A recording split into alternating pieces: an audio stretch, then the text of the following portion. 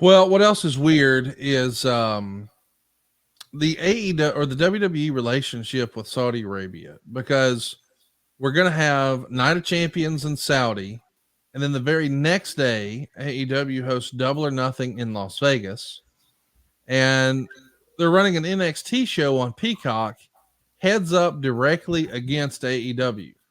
Now, I'm sure a lot of people in the wrestling business would say, well, that's suspicious timing. But on the other hand, let's remember they usually run that around a holiday weekend. Running pay-per-views around a holiday weekend, that's decades old. That's not really a new thing. Did you ever think in this last year that NXT was trying to intentionally counter program AEW? Because I know that a lot of people believe that not only did they try to do it here, heads up against Double or Nothing in Las Vegas, but they tried it again when Dynamite found themselves on a Tuesday, and WWE just absolutely loaded it up. LA Knight, Cody Rhodes, The Undertaker. I mean, they were loading it up with Paul Heyman and so many other main roster talent on that show. Did you feel like WWE was intentionally trying to pit NXT against AEW this year? I think in that case, for sure. Yes. I think as it relates to NXT PLEs, not really. Yeah. Not really. What other night of the week are you going to do a PLE? Are you going to do it on a Sunday night? I don't know. A lot of other things going on in pay-per-view or PLEs. I don't know. Saturday night seems like a good night. Not a lot. Some people I've talked to that are currently in the pay-per-view business think that the Sunday pay-per-view is a thing of the past and Saturday pay-per-views are where it's at. Yeah, I agree. I agree with that.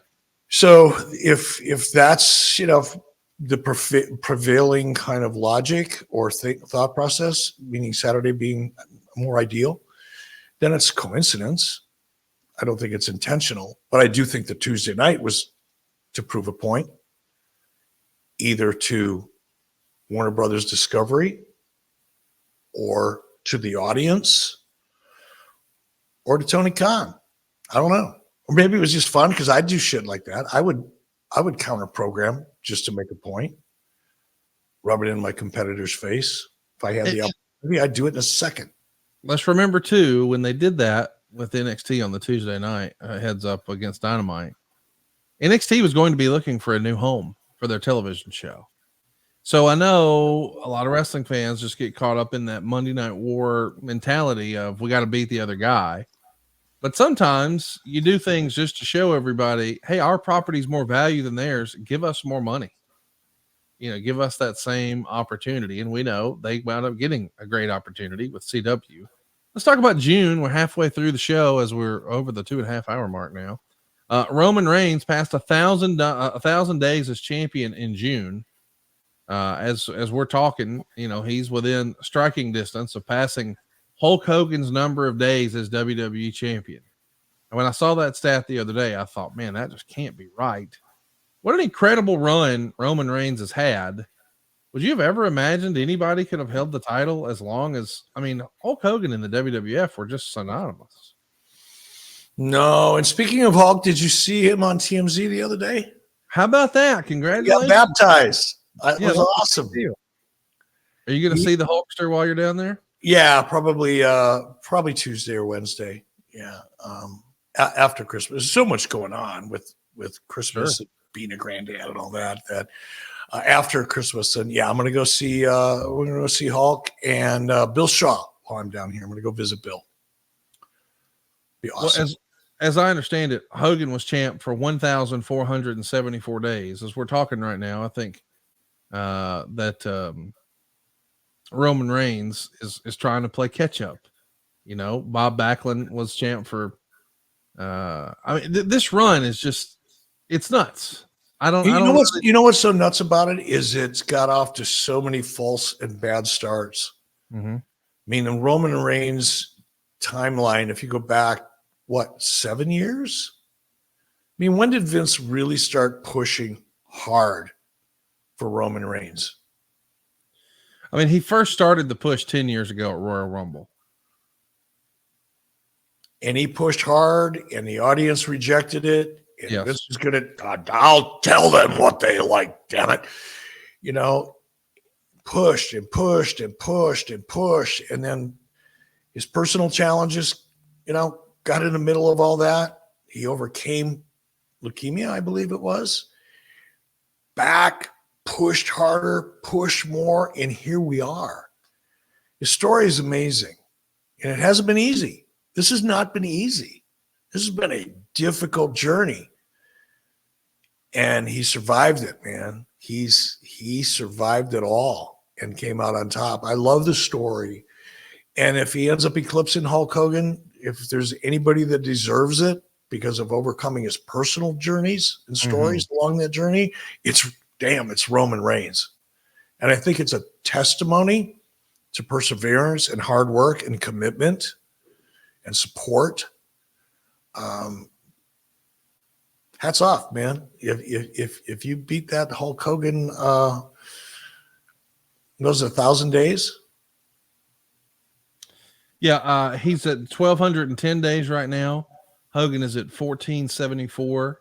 Okay, I'm pushing for 1475 for Roman. That's what I'd love to see. So you don't want Cody to win at WrestleMania? Oh shit! Right? There's that. There is that. Oh, I'm so conflicted. Well, let's talk about what else happened in June. Collision debuts. It's the return of CM Punk. It's the return of AEW to Chicago at the United Center. This is where he's going to drop the infamous One Bill Phil line. They draw 816,000 viewers. And we know what happened after that. AEW did draw big money. Forbidden Door is the largest gate for professional wrestling in Canada in like over 20 years. I mean, they had some really incredible record gates. The TV ratings continue to be what they are, stagnant or falling. But Conrad, I don't mean to interrupt you, brother, because that's rude. But look, you said, well, CM Punk comes back. He debuts on Collision. They drew 815,000 viewers. And then we all know what happens after that. I think it's an interesting point to note that what happens after that is CM Punk is still on Collision, but the ratings take a pretty precipitous drop after that 815,000 premiere episode, down to, I believe, 500,000 or 600,000 with CM Punk. So it wasn't like CM Punk showed up and then left and then the ratings dropped. While CM Punk was still there being featured, and I believe, if the rumor and innuendo is even partially true, had some creative influence over the show itself. And it still cratered. Nah, the crater's too strong. It still lost probably 35 or 40% of its audience from the premiere. 30%. That's pretty significant. No doubt. And a lot of people wonder, what is it? Is it the day? Is it the day of the week? Is it the look? Is it the matches? Is it the talent? Is it the storyline? Is it a combination? They're still trying to figure out the right formula for major success over on Collision, and they haven't found it yet.